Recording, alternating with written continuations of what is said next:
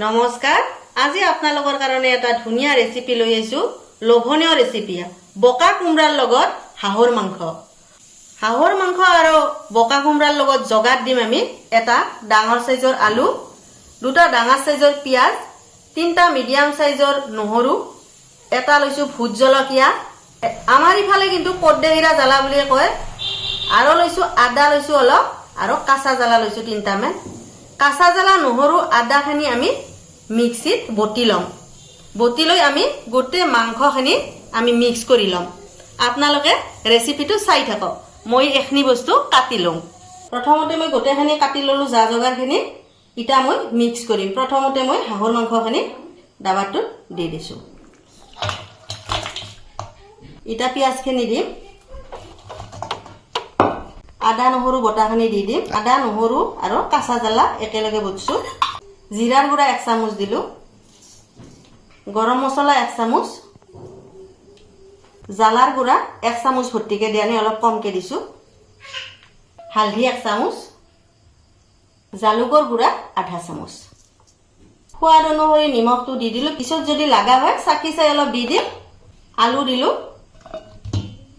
ইটা গোটেখিনি ধুনিয়াকে মিক্স কৰিম ধুনীয়াকৈ মিক্স কৰিব লাগিব মিক্স কৰোতে ভাল হ'ব লাগিব আৰু হাঁহৰ মাংসত তেল থাকেয়ে আমি আজি হাঁহৰ মাংসত তেল নেদাকে বানাম ইয়াতো দেখছি না আমি তেল দিয়াই নাই আৰু কৰাহিটো তেল নেদাকে বানাম চাই থাককচোন আপোনালোকে আৰু এটা বস্তু দিবা পাইছিলো ৰব গণপাত তেজপাত বুলিও কয় কিছুমানে গণপাত বুলিও কয় আমি গণপাত বুলিয়ে কওঁ সাধাৰণতে এখনি মিক্স করা হয়ে গেল দেখছি না কি ধুনিয়া হয়েছে মিক্স করতে আমি এটা রান্ধানোর ফলে আগবাঢ়ো বলক কড়াহি গরম হয়ে গেল আগতে তো একবার কইছোয়ে তেল নেদু গতিকে সানি লো মাংসখিনি ইয়াতে ঢালি দিম এটা এনেকে ভাজি থাকি এনেকে ভাজি থাকতে কিমান তেল উঠব চাইবচোন আপোনালোকে তেলটো নিজে নিজে ইয়াতে উঠিয়ে থাকব গতিকে আমি এনেকে ভাজি রাখবা লাগবে হাঁহৰ মাংস লোৱাৰ কৰাহিত বানে মজা আছে দিয়ক আৰু যদি খৰি জুইত ৰান্ধবা পাৰো কবাই নলগিয়ান কেনেহেন লাগব ৰান্ধি গতিকে এনেকে মই কিছু টাইম ভাজি থাকিম মাংসটো প্ৰায় 5 মিনিটমান মাংসখিনি ভাজলো দেখোনে কি ধুনীয়াকৈ ফুটছি তাৰমানে তেলটো উঠি আছে ধুনীয়াকৈ তেলটো উঠি আছে চাওকচোন তেল কি ধুনীয়াকৈ উঠছি একদম ফুটি ফুটি মাংস এই ধুনীয়াকৈ তেল উঠছি আপোনালোকে হাঁহৰ মাংসত তেল নেব দেখছি না কেনেকৈ তেল উঠছে গতিকে তেল উঠবই ইয়াতে মই 3টা কাঁচা নহৰু দি দিম ৰ'ব নহৰু খাই ভাল লাগে মাংসৰ আঞ্জাত দিলে এই গোটা বিটা নহৰু সেই খাই বিৰাট ধুনীয়া লাগিব এনেকৈ মাংস সেই কিছু সময় আৰু ভাজিয়ে থাকিব লাগিব যিহেতু হাঁহৰ মাংস টান গতিকে ভাজি থাকিব লাগিব জইলে থাকিব লাগিব আৰু কিছু টাইম ভাজি ল'লোঁ দেখছি না তেল কেনেকৈ উঠছি ইমান তেল উঠে সেইকাৰণে হাঁহৰ মাংসত তেল আপোনালোকে নেব ইটা এতে মই দি দিম পকা কড্ডেহিৰা জ্বালা এটা কড্ডেহিৰা জ্বালাটো এনেকৈ ভাঙি দিম আপোনালোকে জ্বালা বেছিকৈ দিব কমকৈ খালে কমকৈ দিব ইটা মই এতে দিম কোমৰাৰ পিচকেইটা কোমৰাৰ পিচে অলপ ডাঙৰ ডাঙৰকৈ দিছোঁ কাৰণ সিজি যাব কাৰণ মাংস বহু সময় জৈ ৰ'ব লাগিব আৰু যে এই কুমৰাহি দিলো কুমৰাহিও মাংসটো সিজাত বহুত সহায় কৰিব আপোনালোকে বকা কুমৰা দি হাঁহৰ মাংস খাই দিছি না জানবচোন আৰু এনেকৈ কিছু টাইম ভাজবা লাগিব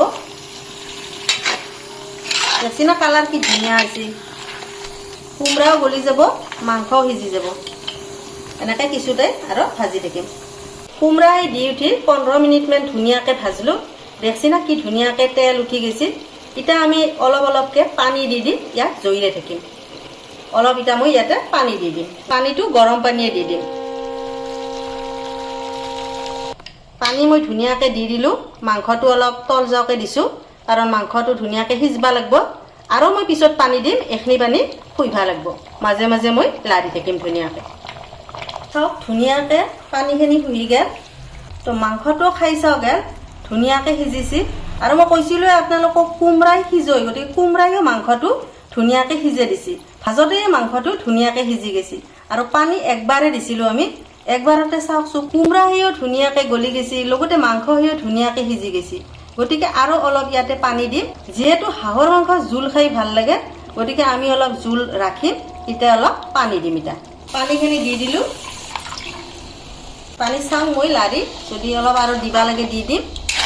কাৰণ জোল খাই ভাল পায়। পানী দি দিলোঁ, এইখিনিয়ে পানী দিম আৰু বেছিকৈ পানী নিদিওঁ। এতিয়া উতলিবা দিম। একবাৰ উতালেহি আমি মাংসখিনি নামি দিম। দেখছি না কি ভক ভইকা উতালেছি, আৰু দেখছি না তেল নেদাকে তেল উতত কেনেকৈ ভাহি উঠছি। এয়ে হাঁহৰ মাংস।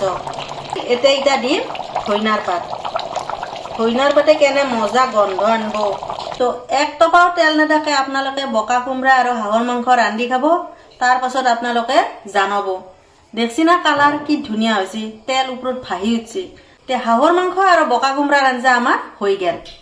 তো এইটোৱে আছিল হাঁহ আৰু বকা কোমৰাৰ এখন লোভনীয় ব্যঞ্জন। যদি আপোনালোকে চাই ভাল পালাক লাইক এটা কৰি দিব। তে আজিৰ কাৰণে এৰিলো দিয়ক। নমস্কাৰ।